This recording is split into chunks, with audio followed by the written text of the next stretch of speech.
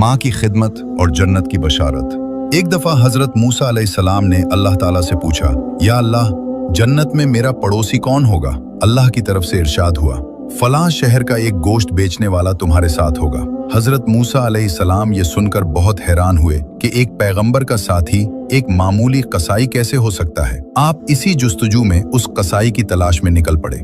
वहां जाकर देखा तो वो शख्स अपनी दुकान पर गोश्त बेचने में मसरूफ था। हजरत मूसा अलैहिस्सलाम उसके पास बैठ गए।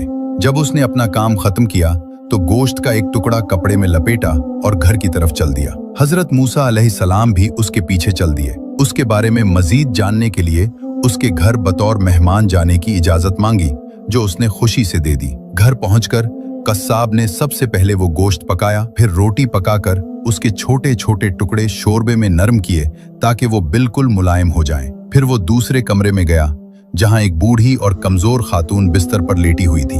वो इतनी कमजोर थीं कि खुद से हिल-जल भी नहीं सकती थीं। कस्साब ने बड़े प्यार से उन्हें सहारा देकर उठाया और अपने हाथों से एक एक लुकमा उनके मुंह में डालने लगा। वो तब तक नहीं हटा जब तक माँ का पेट नहीं भर गया। फिर उसने माँ का मुंह साफ किया और उन्हें वापस लिटा दिया।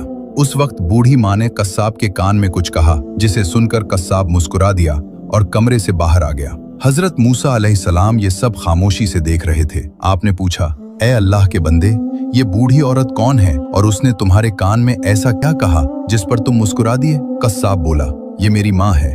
मैं जब भी घर आता हूँ तो सबसे पहले उनकी खिदमत करता हूँ। ये खुश होकर रोज मुझे एक ही दुआ देती हैं कि अल्लाह ताला तुझे जन्नत में हजरत मूसा अलैहिस्सलाम का साथ नसीब करे। मैं ये सुनकर बस मुस्कुरा देता हूँ कि भला मैं एक मामूली कस्साब कहाँ और अल्लाह के जलीलुल कद्र पैगंबर मूसा अलैहिस्सलाम कहाँ। ये सुनकर हजरत मूसा अलैहिस्सलाम ने फरमाया, ए खुश नसीब इंसान, मैं ही मूसा हूँ और मैं तुझे खुशखबरी देता हूँ कि अल्लाह ताला ने तेरी माँ की दुआ कबूल कर ली है। अल्लाह पाक हम सबको अपने वालिदैन की खिदमत करने और उनकी दुआएं लेने की तौफीक अता फरमाए।